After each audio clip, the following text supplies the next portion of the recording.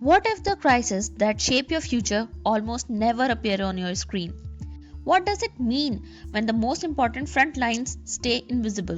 In 2024, the UN High Commissioner for Refugees reported more than 100 million people displaced by war and persecution. In the same year, the UN Office for Disaster Risk Reduction and partner agencies linked tens of millions of displacements over the last decade to floods, storms, and droughts. Yet, most of these people rarely appear in daily news. This film examines four such front lines: a megacity that is exhausting its water, a rainforest that anchors the carbon budget, a civil war that has slid out of view, a dry belt where climate stress and armed groups reinforce each other. We start in Mexico City. Who loses water first in a city of more than 20 million people? Hydrologists have tracked the city's aquifers for decades. In a 2023 analysis by Mexican and international researchers, they showed that groundwater extraction exceeds natural recharge every year. The same work recorded land subsidence of several centimeters per year in some districts. Upon my interview with the hydrologist, I asked, "What does that mean in practice?" The hydrologist said that it means broken pipes and leaking mains. It means high losses of water before water reaches a tap. It means poor districts wait for trucks while affluent areas often keep regular service. Residents in low-income areas often pay more per litre than wealthier households. In a 2024 television report from Mexico City, one worker stated that he now spends about a quarter of his monthly income on trucked water. The crisis comes from a structural imbalance between groundwater, networks, and demand. Mexico City is a case study for a wider trend.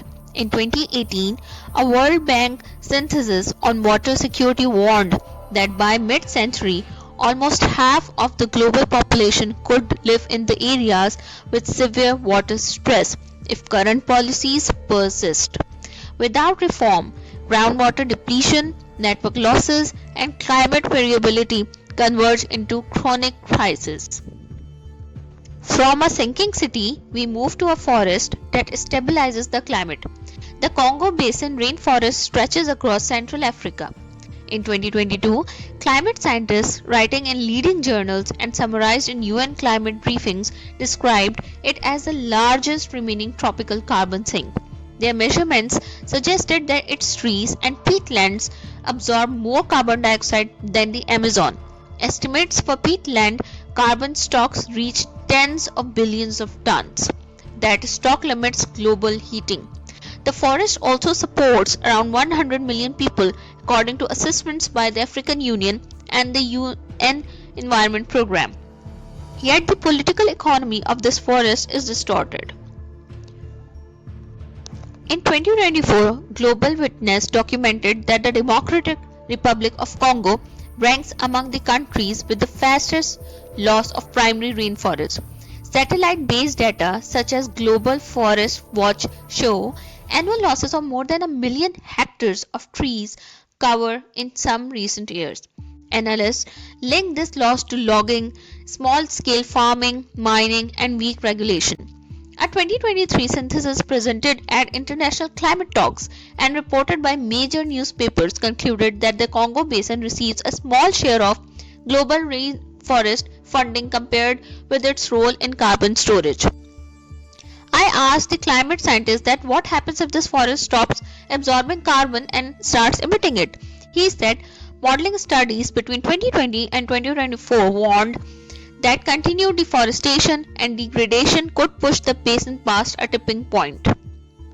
Once that happens, it releases stored carbon and regional rainfall patterns shift. These findings appear in peer-reviewed journals and in IPCC assessment reports. This is a global frontline with limited sustained coverage. Brief attention follows oil block auctions or license scandals. A third case is Myanmar, who pays attention when a civil war becomes routine. In February 2021, the Myanmar military seized power. In a 2024 briefing, the UN High Commissioner for Human Rights described violations since the coup as unprecedented in scale. They cited wide use of airstrikes, arbitrary detention, and attacks on civilians. International rights groups and journalist unions have documented systematic targeting of media workers and deep limits on independent reporting. The humanitarian cost is severe. In its 2025 Humanitarian Needs Overview, the UN Office for the Coordination of Humanitarian Affairs estimated that almost 20 million people in Myanmar require assistance. The same document counted several million internally displaced and highlighted acute food insecurity. A 7.7 magnitude earthquake in 2025 added new damage and displacement in areas already affected by fighting.